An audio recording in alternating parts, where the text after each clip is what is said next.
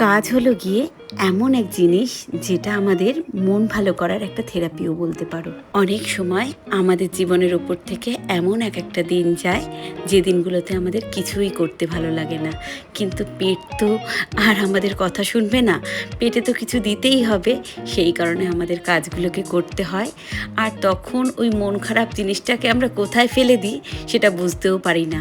তাহলে কাজের মাধ্যমেই কিন্তু আমাদের মন খারাপগুলোকেও আমরা ভুলে থাকতে পারি, তাই না? যাই হোক, আজকেও তোজো স্কুলে যাওয়ার কারণেই তাড়াতাড়ি রান্নাবান্না হয়ে গেছে, বলতে পারো অর্ধেকটা রান্না প্রায় হয়ে গেছে, আর বাকি অর্ধেকটা এই সমস্ত কাজগুলো সেরে তারপরে করে ফেলবো। তোজোকে তো রোজ সকালে স্কুলে যাওয়ার সময়টা ওই ভাতই দিই, মাঝখানে মানে শীতের সময়টা ওটস খেয়ে যাওয়া শুরু করেছিল।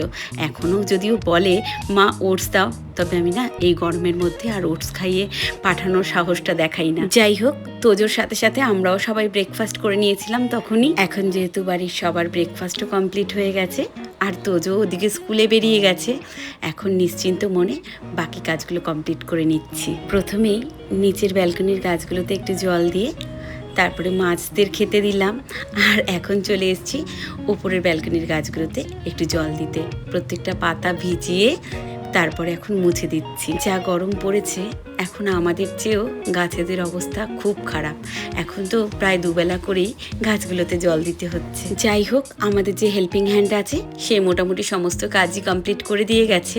এখন ও চলে যাওয়ার পরে আমি আবার একটু এসছি, দেখলাম কোনো কিছু যদি অগোছালো থাকে সেটাও গোছগাছ করে রেখে যাব।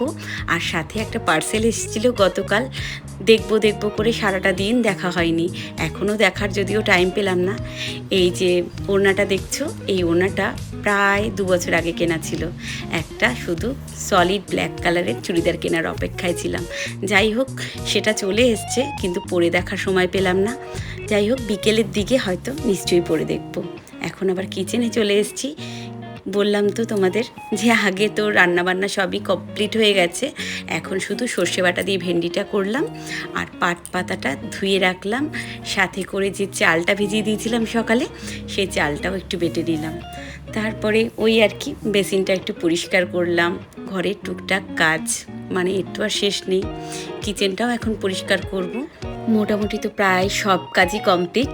এখন নিজের জন্য 1 গ্লাস গ্লুকন-ডি নিয়ে এখন সোফাতে বসে আরেকটা পার্সেল এসছে সেটা একটু দেখবো। তবে এই দুপুরটার সময় এখন যা গরম লাগছে, তাতে করে কিছুই আর গায়ে পরে এখন দেখা হবে না, বরং তোজো যখন সন্ধেবেলা টিউশন ক্লাসে যাবে তখন এগুলো ট্রায়াল দিয়ে একটু দেখবো।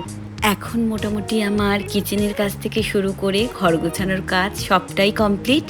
এখন নিজেকে একটু সময় দেব, মানে একটু স্কিন কেয়ার করব। সারাদিনের মধ্যে নিজের জন্য রাখা এইটুকু টাইম আমার কাছে না বড্ড স্পেশাল। কথাই তো আছে, যে মানুষ নিজেকে ভালোবাসতে পারে না সে কাউকে ভালোবাসতে পারে না। আজকে আমি যে ফেস প্যাকটা ইউজ করলাম সেটা কমলা লেবুর খোসার গুঁড়ো, কাঁচা দুধ আর একটুখানি মধু দিয়ে বানিয়েছি। ভীষণ রিফ্রেশিং এটা, জানো।